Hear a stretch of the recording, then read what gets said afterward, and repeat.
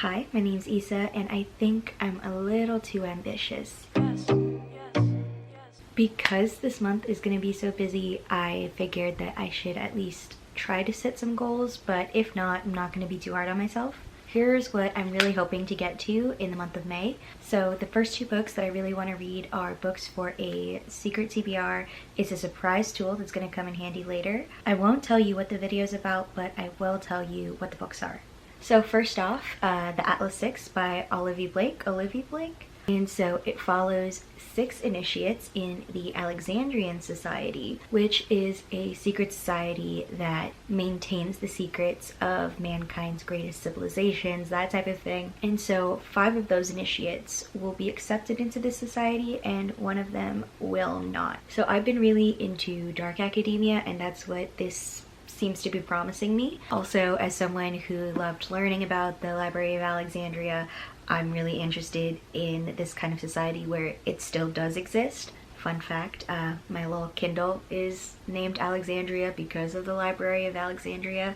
And so I'm really interested and really excited about this. Plus, I think that they are all post-grad age. So I think it's a new adult book, which I am always interested in reading as someone whose age range is within the new adult confines. And it's also indie published, which I am interested in reading more of. I want to start looking outside of the traditional 5 big publishers, and I think this would be a great start. Next up is A Dowry of Blood by S.D. Gibson. It is a reimagining of the story of The Brides of Dracula, in which we follow Constanza, who learns more about her husband, and he might not be the type of person that she thought he was. From what I've heard, there is rep for polyamory as well as bisexuality, and I'm really interested to see this iteration of the typical Dracula story, but more focused on the people around Dracula. Also, it's been a very significant thing that whenever I read Gothic books, I end up really enjoying them, so I hope this is just another example of that. So fingers crossed. So the next 3 books I was already really excited to read, but they also line up perfectly with the Asian Readathon that is happening in May. I'll put more information down below. First off, we have Arsenic and Adobo by Mia P. Manansala. It's a cozy mystery about a woman who moves back home and is tasked with saving her tita's restaurant, and then murder happens.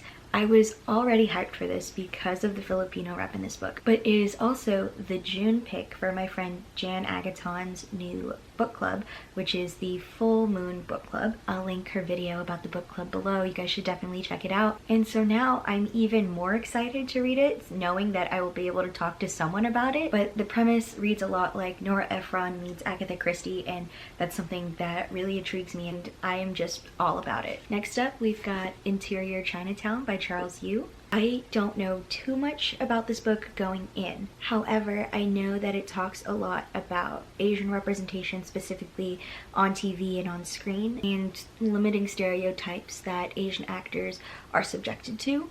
As someone who's really passionate about representation both in front of and behind the camera, I'm really interested in digging into this. I've heard that it's really witty, and Charles Yu actually also wrote on Westworld, so I'm really hoping that I'm able to get to this by the end of the month. And lastly, I want to read Crying in H Mart by Michelle Zauner, who is also known as Japanese Breakfast. I really like Michelle's music as Japanese Breakfast, so I'm so excited to cry, but this time not because of the music, but because of the book. Also, I'm trying to read a lot more nonfiction this year, and this memoir would be a great help in that goal. And like I said earlier, I am ambitious, so I have a couple of books that, although I don't think I will get around to, would be nice. Kind of like stretch goals, if you will. So we'll just do like a little rapid fire thing. Crown of Gilded Bones by Jennifer L. Armentrout.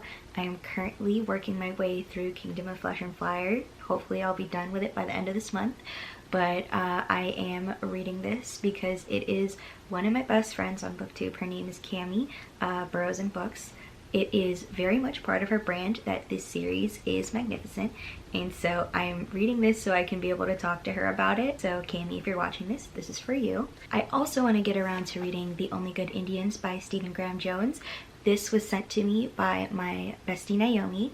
but I'm really interested in reading a lot more thrillers, specifically a lot more thrillers written by people of color and authors of color, and this really fits the bill, and I've heard some really good things about it, so also something I'm hoping to get to this month. I also want to get to Rule of Wolves by Leigh Bardugo, which is the second book in the King of Scars duology. I've been on such a Grishaverse kick since the Shadow and Bone TV series came out, and so I'm hoping that it will give me the motivation to finish this duology. This is what I am hoping to read in May. I really hope I'm able to get to a lot of these, especially because it's going to be such a busy month, but we will see. I am putting it out there so that the universe holds me accountable.